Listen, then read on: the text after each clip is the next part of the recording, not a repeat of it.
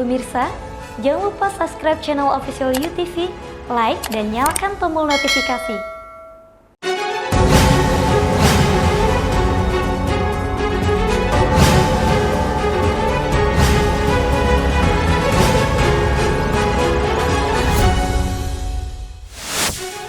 Komisi Pemberantasan Korupsi menetapkan 15 anggota DPRD Muara Enim sebagai tersangka kasus dugaan korupsi. Polisi ringkus 8 anggota geng motor penyerang 2 remaja di Taman Sari, Jakarta Barat.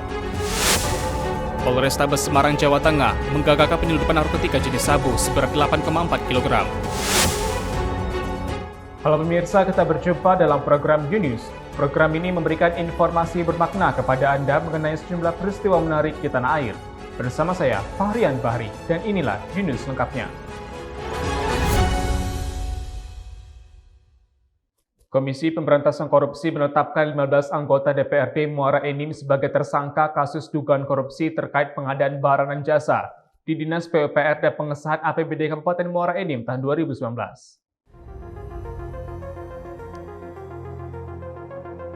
15 anggota Dewan Perwakilan Rakyat Daerah DPRD Muara Enim, Sumatera Selatan ditetapkan KPK sebagai tersangka kasus dugaan korupsi penerimaan hadiah atau janji terkait pengadaan barang dan jasa di Dinas PUPR dan pengesahan APBD Kabupaten Muara Enim tahun 2019. Wakil Ketua KPK Alexander Marwata pada konferensi pers Selasa 13 Desember 2021 mengatakan, penetapan tersangka dilakukan setelah ditemukan adanya bukti permulaan yang cukup, disertai fakta hukum di persidangan terkait perkara ini. KPK kemudian melakukan penyelidikan dan meningkatkan status perkara ini ke tahap penyidikan pada bulan November 2021 dengan mengumumkan ke-15 tersangka. Mengumumkan tersangka sebagai berikut: AFS, AF, MD, SK, dan FE.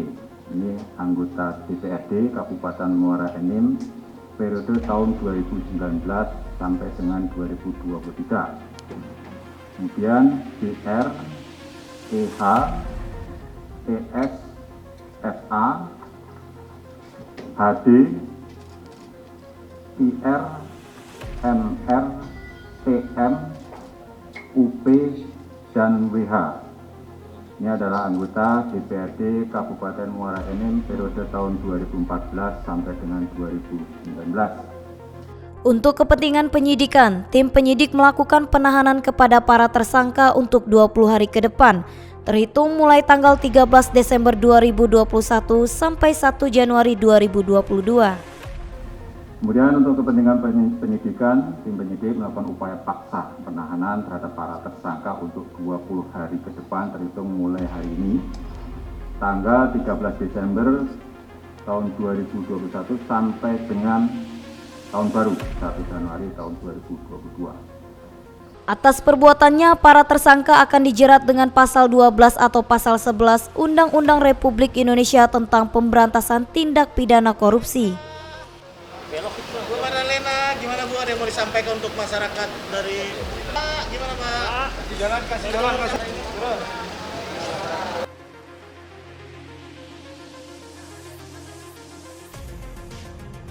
Dari Jakarta, Denny Hardimansyah, UTV mengabarkan. Polrestabes Semarang, Jawa Tengah menggagalkan penyeludupan narkotika jenis sabu seberat 8,4 kg pada Senin 13 Desember. Satuan Reserse Narkoba Polrestabes Semarang berhasil mengungkap penyeludupan narkoba melalui jalur laut dengan modus menitipkan paket narkoba pada truk saat berada di atas kapal. Polisi berhasil menyita narkoba jenis sabu seberat 8,4 kg dan mengamankan seorang kurir bernama Helianto Kosim yang berasal dari Kalimantan ke kota Semarang melalui pelabuhan Tanjung Mas. Kapolda Jawa Tengah Inspektur Jenderal Polisi Ahmad Lutfi dalam gelar kasus di Mapol Restabes Semarang menyatakan, pengungkapan kasus ini bermula ketika salah satu pengemudi truk yang melakukan perjalanan dari Kalimantan ke Semarang menggunakan kapal laut melapor kepada polisi tentang adanya barang mencurigakan di bak truk miliknya. Dari laporan tersebut, petugas kemudian menindaklanjuti dengan memeriksa rekaman kamera pemantau di atas kapal dan dokumen daftar penumpang kapal. Dari penelusuran tersebut, tersangka akhirnya berhasil ditangkap di sebuah rumah kos di daerah Demak pada 9 Desember. Menurut Kapolda Jateng, penyeludupan narkoba dengan cara menitipkan pada truk diduga menjadi modus baru peredaran narkoba lintas pulau. Jumlah 8,4 kg. Di mana kita ungkap karena apa? Bahwa saat pelaku membawa barang setelah sandar di Pelabuhan Tanjung Mas, pelaku menitipkan barang kepada truk yang tidak dikenal. Karena tidak dikenal, maka pengemudi truk lapor kepada anggota kita untuk dilakukan pendalaman. Setelah didalami ternyata isinya adalah narkoba jenis sabu-sabu. Dari kasus ini, tersangka dijerat dengan Undang-Undang Nomor 35 Tahun 2009 tentang narkotika dengan ancaman hukuman paling lama 20 tahun penjara atau pidana seumur hidup. Dari Semarang, Jawa Tengah, kantor berita Antara UTV mengabarkan. Polisi meringkus 8 orang anggota geng motor yang melakukan penyerangan terhadap 2 remaja di Jalan Gajah Mada, Taman Sari, Jakarta Barat.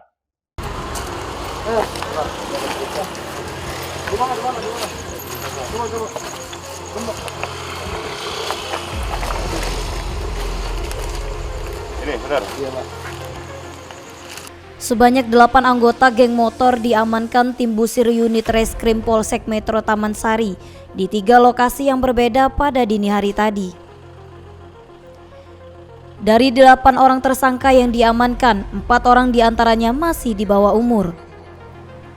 Dari penangkapan ini, polisi juga menyita 7 unit sepeda motor dan senjata tajam yang digunakan untuk melukai korban.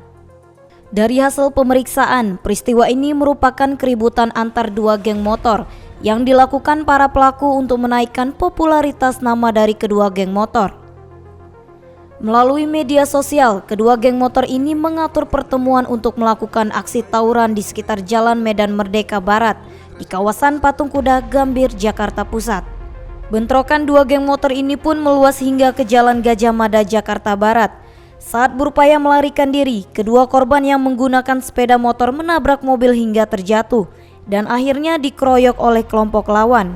Mengalami kecelakaan karena menabrak mobil yang sedang parkir di pinggir jalan. Karena terjatuh, kemudian kedua korban ini dikeroyok oleh beberapa anggota geng motor Aliansi Barat Bersatu.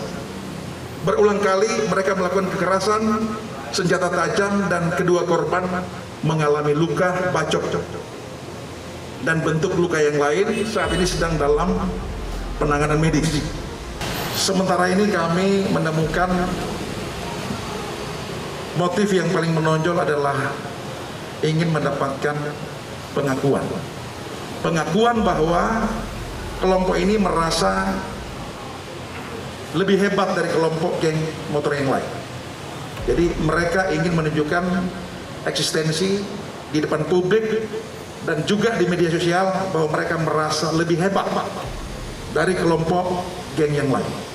Dalam kasus ini, polisi masih memburu 3 pelaku yang masih buron. Atas perbuatannya, 8 tersangka diduga melanggar undang-undang darurat dengan ancaman kurungan 10 tahun penjara.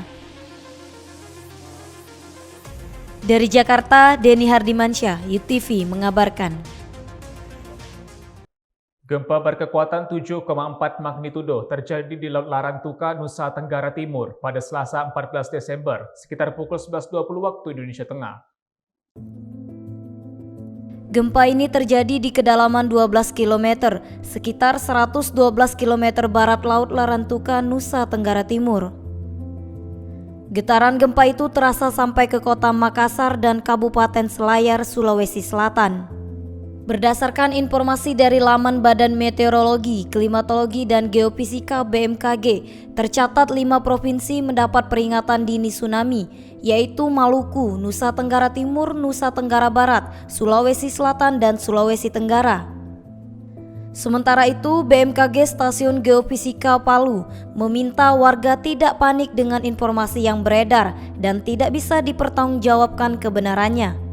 Gempa tersebut berpotensi untuk terjadi tsunami, tapi untuk wilayah Sulawesi Tengah di sini tidak ada warning waspada, siaga maupun awas karena titiknya berada di selatan kepulauan dari Pulau Sulawesi. Dari informasi yang didapat, BMKG mengeluarkan peringatan dini tsunami akibat kekuatan gempa tersebut di sejumlah provinsi dengan status waspada dan siaga, yakni Sulawesi Selatan, Flores bagian utara, Sulawesi Tenggara, Maluku, Nusa Tenggara Timur, dan Bima, Nusa Tenggara Barat. Kekuatan gempa tersebut BMKG memutakhirkan menjadi magnitudo 7,4. Dari Makassar, Sulawesi Selatan dan Palu, Sulawesi Tenggara, Kantor Berita Antara, UTV mengabarkan. Satres Narkoba Polres Metro Jakarta Selatan mengamankan artis sinetron Rizky Nazar di Keramat Jati, Jakarta Timur pada Senin malam. Dari hasil penggeledahan, petugas menyita barang bukti 1 gram ganja kering siap pakai. Kabid Humas Polda Metro Jaya Kombes Pol Endra Zulpan membenarkan perihal penangkapan artis sinetron Rizky Nazar. Rizky ditangkap di kediamannya di kawasan Keramat Jati, Jakarta Timur pada Senin malam. Artis 25 tahun asal Bali tersebut diamankan seorang diri dengan barang bukti ganja kering siap pakai seberat 1 gram. Saat ini penyidik masih melakukan pemeriksaan intensif kepada yang bersangkutan untuk menetapkan status tersangka. Yang bersangkutan pada saat ditangkap sedang menggunakan narkotika jenis ganja, ya. Kemudian barang bukti yang diamankan itu ganja dengan berat kurang lebih 1 gram, ya. Kemudian saat ini sedang dilakukan pemeriksaan, ya.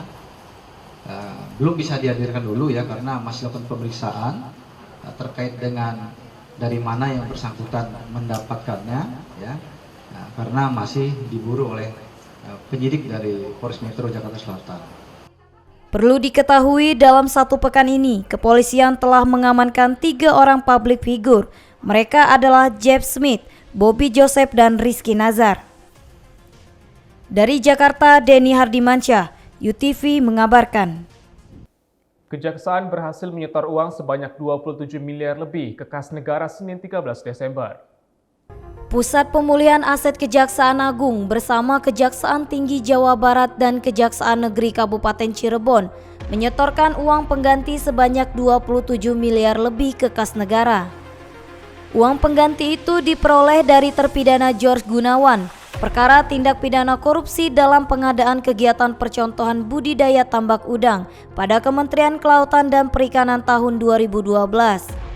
Pembayaran denda sebesar 27.616.275.943 rupiah dalam perkara tindak pidana korupsi atas nama terpidana George Gunawan dari keluarga terpidana George Gunawan kepada Kejaksaan Negeri Kabupaten Cirebon. Selain membayar uang pengganti, terpidana George Gunawan juga membayar uang denda sebesar 200 juta. Sehingga total yang disetorkan jaksa kepada kas negara sebesar 27,6 miliar lebih.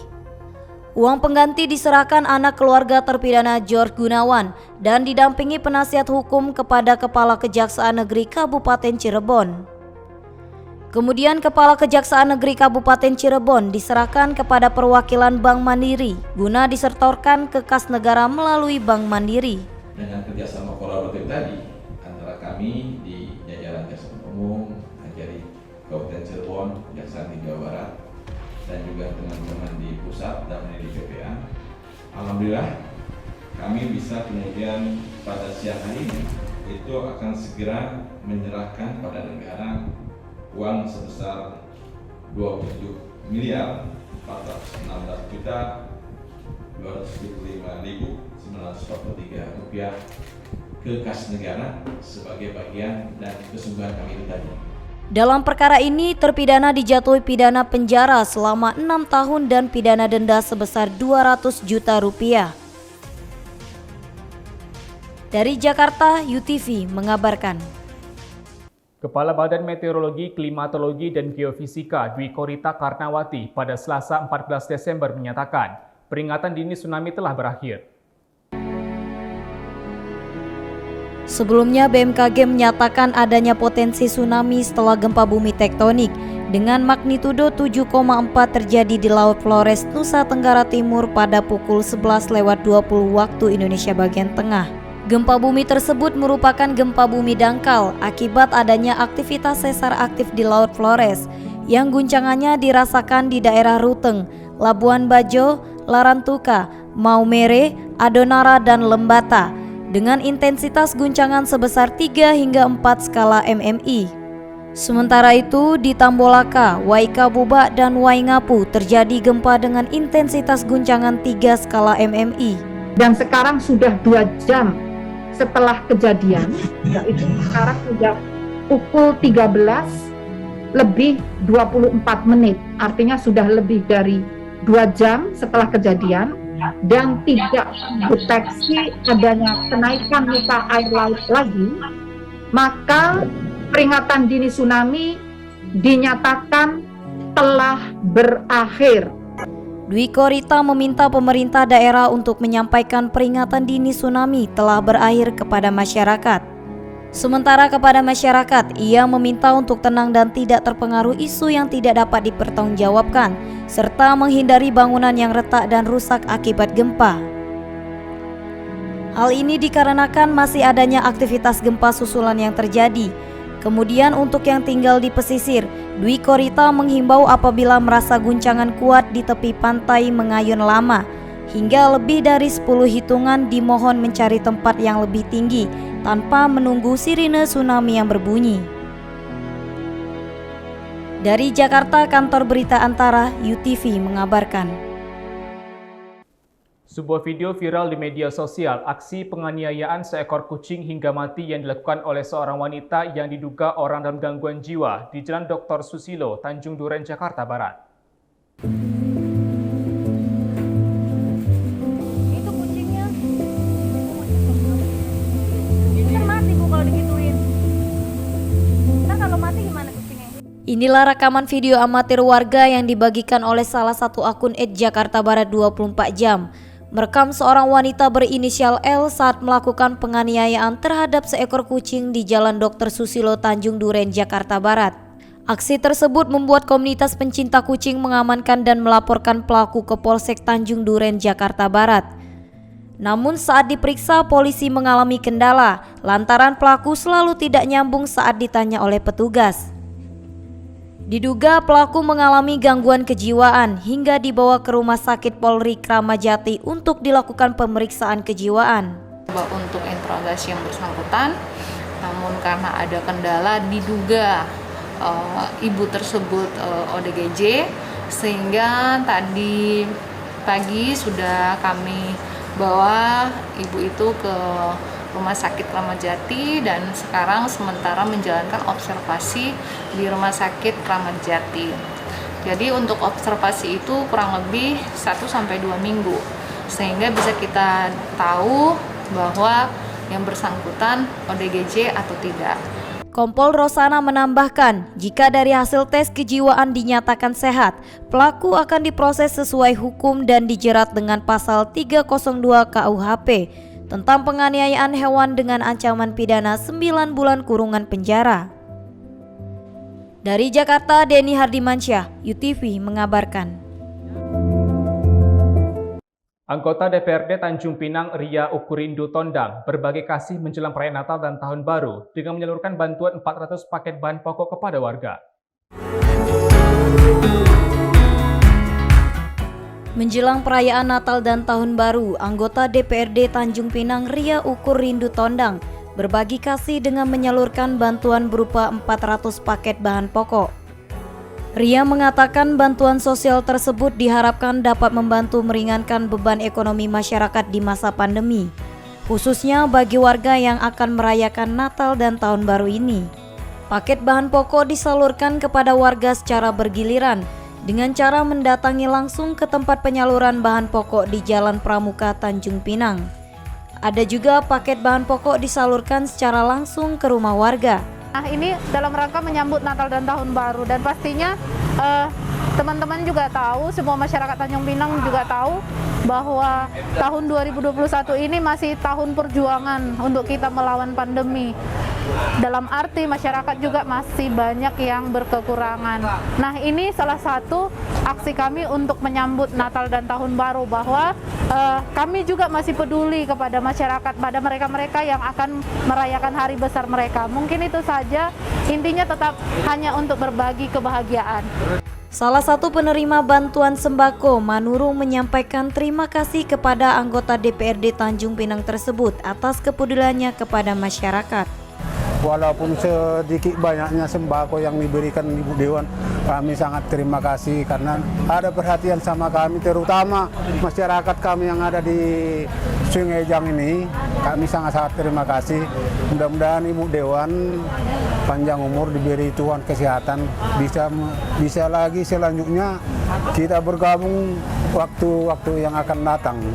Dari Tanjung Pinang, Kepulauan Riau, Rindu Sianipar, UTV mengabarkan. Pengurus baru Majelis Ulama Indonesia Provinsi Kepulauan Riau periode tahun 2021 hingga 2026 resmi dilantik pada Senin 13 November. Ketua Majelis Ulama Indonesia atau MUI Pusat, Yusnar Yusuf, resmi melantik pengurus baru MUI Provinsi Kepulauan Riau di Aula Wan Sri Beni, kantor Gubernur Kepri. Setelah dilantik, MUI Kepri menyampaikan akan segera melakukan sejumlah evaluasi kinerja dan program kerja yang sudah berjalan maupun yang akan direncanakan. Ketua MUI Kepri, Bambang Mariono, mengatakan MUI Kepri merupakan pelayanan umat dan mitra bagi pemerintah. Untuk itu, pihaknya akan membantu pemerintah dalam mengurus umat Islam di Provinsi Kepri. Artinya, tiap tahun kita melaksanakan raker dalam rangka mengevaluasi kinerja kita, program-program kita. Yang tidak berjalan kita jalankan, yang sudah jalan kita perbaiki. Intinya dalam rangka islah, perbaikan-perbaikan terhadap program-program yang telah kita rapatkan dalam raker. Insyaallah dari bulan kita raker. Contohnya hal-hal seperti apa yang akan menjadi sorotan MUI ke depannya? Ya, persoalan kita banyak di Majelis Ulama ya, hal yang perlu kita bahas. Karena kita di Majelis Ulama ini dengan pemerintah adalah kemitraan. Jadi MUI sebagai khadimul umat, pelayan umat, tapi MUI juga sebagai sadiqul umat, mitra pemerintah. Jadi misalnya seperti kan halal, kita perlu bahas macam mana konsumsi makanan yang halal. Sebenarnya kita melakukan perbaikan-perbaikan seperti ajaran-ajaran sekolah. Bambang menargetkan dalam 5 tahun ke depan, MUI Kepri diharapkan dapat memiliki gedung kantor sendiri. Insyaallah 2025 sudah selesai beroperasi. Itu target kita.